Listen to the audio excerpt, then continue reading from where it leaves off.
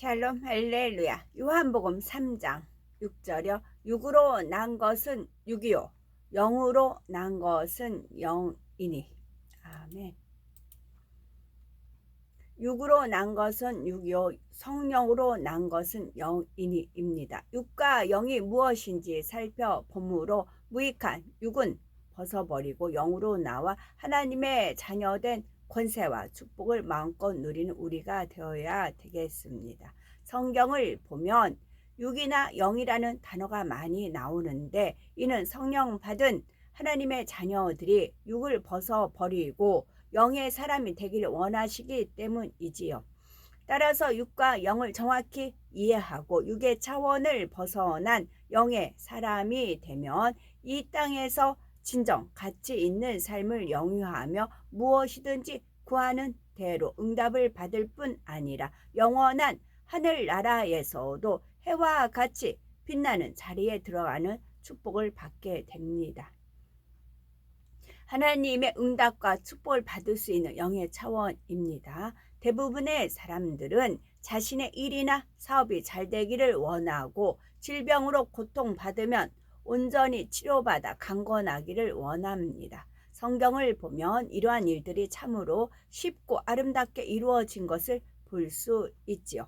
예를 들면 로마의 백부장이나 12해 동안 혈루증을 앓던 여인 그리고 수로보니게 여인 등이 믿음으로 예수님께 나왔을 때 질병이 떠나고 딸에게서 귀신이 나가는 등 응답을 받았습니다. 뿐만 아니라 벙어리가 말하고 소경이 눈을 뜨며 죽었던 사람이 다시 일어나기도 했지요. 하나님께서는 어제나 오늘이나 영원토록 동일하게 역사하고 계십니다. 오늘날도 누구든지 예수 그리스도를 영접하고 하나님의 자녀된 권세를 받으면 이러한 하나님의 역사들을 체험할 수 있습니다. 그러나 하나님을 믿는다 하면서도 이러한 응답과 축복을 받는 사람이 있는가 하면 그렇지 못한 사람도 있는데 이것이 바로 육과 영의 차이인 것입니다. 하나님께서 창조하신 세계 중에서 우리 눈에 보이는 것을 육의 차원이라고 한다면 우리 눈에 보이지는 않지만 실제로 존재하는 영적인 세계를 영의 차원이라고 합니다. 따라서 흙이나 돌처럼 호흡하지 못하는 것은 무차원, 식물처럼 호흡은 하되 움직이지 못하는 것은 1차원, 동물처럼 호흡하며 움직일 수는 있으나 이성이 없는 것은 2차원, 호흡하고 움직일 수 있으며 생각과 마음을 지니고 있는 사람은 3차원에 속하는데 이것을 총칭하여 육의 차원이라고 합니다. 반면에 영적인 세계는 4차원에 속하며 하나님의 능력으로 무에서 유가 창조될 수 있습니다. 그러므로 하나님께서는 3차원에 있는 사람들이 스스로는 4차원의 세계를 알 수 없으므로 성령을 보내셔서 4차원의 세계를 알고 들어올 수 있도록 역사하시는 것입니다. 영의 사람이 되어 영의 차원에 들어오면 4차원의 역사 가운데 믿음으로 능치 못할 일이 없게 됩니다. 영육 간의 모든 문제가 해결되고 들어와도 나가도 복을 받으며 각세 질병을 치료받는 등 응답과 축복을 받게 되는 것입니다. 그러면 육과 영에 대해 정확히 이해하고 육의 차원에서 벗어나 영의 차원에 들어가기 위하여 육과 영의 차이점에 대해서 살펴보면 첫째로 자기의 유익을 쫓는 것이 육이라면 자기 자신에게 무익하고 해로울지라도 선한 양심의 도리를 쫓는 것은 영입니다. 둘째로 불의와 타협하는 것이 육이라면 목숨을 걸고라도 의를 굳게 지키는 것이 영입니다. 세 번째로 육이 변하고 사라지며 썩어지는 것이라면 영은 변치 아니하고 사라지지 아니하며 온전하게 완성되는 영원한 것을 말합니다. 이렇게만 보면 하나님의 말씀이 영이요 사랑이 영이요 그런 답이 나오네요. 첫째로 자기의 유익을 쫓는 것이 육이라면 자기 자신에게 무익하고 해로울지라도 선한 양심의 도리를 쫓는 것은 영입니다.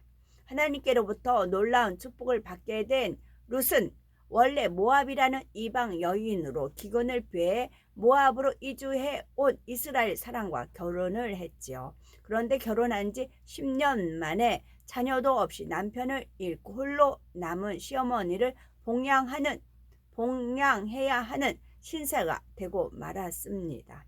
시어머니인 나오미에게는 룻 외에도 일찍 남편을 여인 오르바라는 며느리가 있었는데 나오미는 두 며느리에게 너희는 각각 어미의 집으로 돌아가라 강권하지요. 그러자 오르바는 한두 번 뿌리치다가 결국 시어머니에게 입맞추고 떠나갔고 룻은 끝까지 시어머니를 붙쫓았습니다. 결국 룻은 시어머니의 고향인 이스라엘로 함께 가서 시어머니가 믿는 하나님을 믿으며 끝까지 시어머니를 섬기다가 부유한 친족인 보아스를 만나 결혼하게 되지요. 그리고 아들을 낳았는데 그가 곧 다윗의 조부 오벳으로 룻은 이방 여인이면서도 예수 그리스도의 계보에 오르는 놀라운 축복을 받게 되었습니다. 이처럼 룻은 아무리 어렵고 힘든 환경에 처했을지라도 하나님의 말씀대로 행하며 정한 마음으로 사랑하고 섬기는 중심이 되어 있었던 것입니다. 또한 자신에게 무익하고 해로울지라도 순전한 마음으로 바른 양심을 쫓아 선한 도리를 다했지요. 하나님께서는 이러한 영의 마음과 행함을 기뻐하시고 축복으로 함께 하신다는 사실을 깨달아 아무리 자기에게 불리하고 어려운 상황이 닥친다 할지라도 이를 피하는 것이 아니라 룻처럼 선한 양심의 도리를 쫓아 정도를 걸어야 하겠습니다. 그러기 위해서는 육과 영을 정확히 구분하여 하나님 보시기에 합당치 못한 육이 발견되면 즉시 벗어버려야 하며 이렇게 육을 벗고 영의 차원으로 들어오면 하나님과의 교통이 이루어지고 신속히 기도의 응답을 받게 됩니다. 둘째로 불의와 타협하는 것이 육이라면 목숨을 걸고라도 의를 굳게 지키는 것이 영입니다. 다니엘이나 그의 세 친구 요셉을 보면 하나님 앞에서 정도를 걷기 위해 목숨을 걸고라도 타협하지 아니하고 신앙을 지켰던 것을 볼 수 있지요. 그 결과 사자굴에 던짐받은 다니엘은 하나님께서 천사들을 통하여 사자의 입을 봉해 주셨으므로 조금도 상치 않았고 다니엘의 세 친구도 극렬히 타는 풀무불에 던져졌지만 조금도 타지 않고 건짐을 받았습니다. 또한 요셉은 애굽의 노예로 팔려가 감옥에 gat혔어도 하나님께서 바로 왕의 꿈을 풀이할 수 있는 지혜를 주셔서 감옥에서 풀려나는 것은 물론 왕 다음가는 치리자가 되었지요. 이와는 반대로 민수기 22장에 나오는 발람의 경우는 하나님의 선지자임에도 불구하고 모압 왕 발락으로부터 이스라엘을 저주할 것을 부탁받자 결국 하나님의 뜻을 거역하고 불의와 타협하다가 비참한 최후를 맞았지요.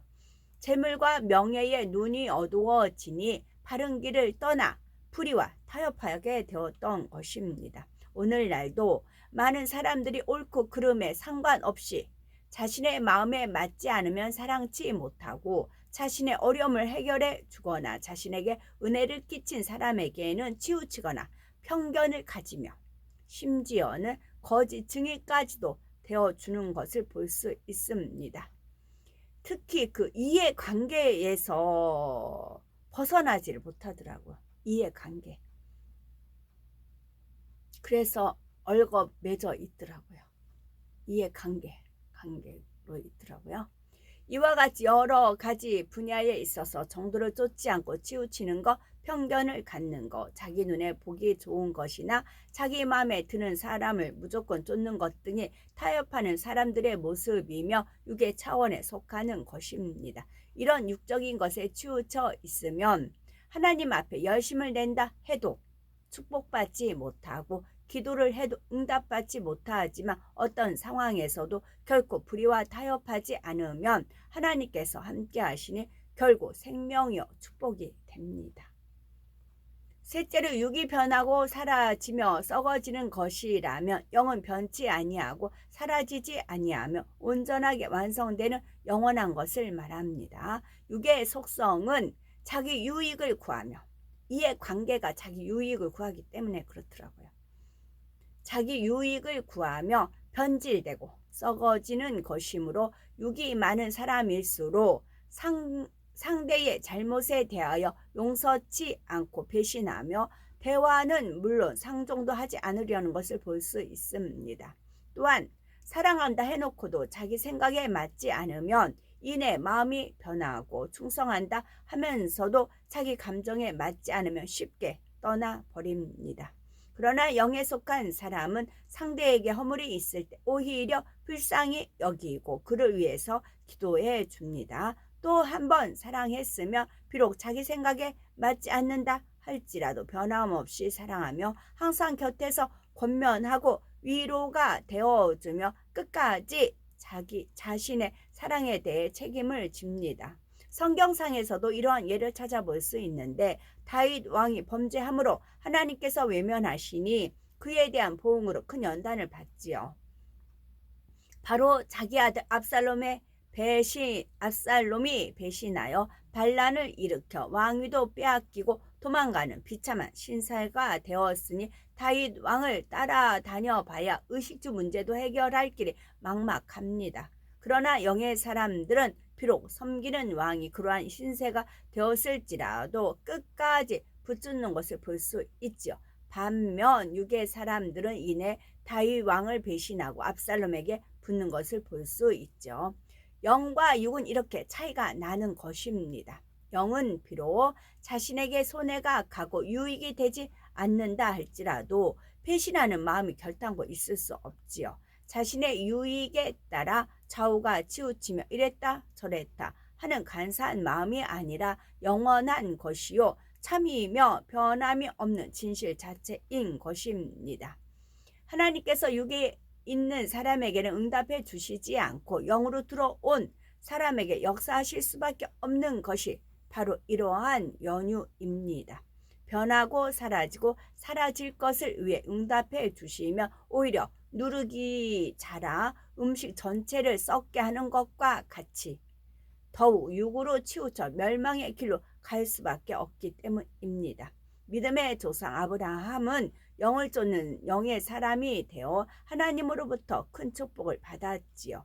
조금도 육에 치우치지 않았고 얼마든지 자신의 입장을 내세울 수 있는 상황에서도 일말에 사욕이 없었던 것을 볼 수 있습니다. 깨끗한 마음으로 범사에 감사하며 현실에 만족할 줄 아는 마음을 지녔던 것입니다. 그러니 하나님과의 사이에도 신뢰관계가 형성되어 하나님의 벗이라 칭함을 받고 믿음의 조상으로 세워졌으며 만사 형통의 축복을 받을 수 있었지요. 그러므로 우리도 신속히 육을 벗고 영으로 들어와 믿음의 조상 아브라함과 같이 하나님의 자녀된 권세와 축복을 마음껏 누리며 하나님께 영광을 돌려야 되겠죠. 우리가 아브라함의 믿음을 본받고 싶다 하죠. 근데 여기 조건이 있네요. 깨끗한 마음. 아브라함은 깨끗한 마음이었어요. 그럼 나는 깨끗한 마음인가? 대입해 보면 되겠죠. 범사에 감사했고 현실에 만족할 줄 아는 마음을 지녔어요. 우리도 이런 마음을 소유하면 되겠죠. 아멘.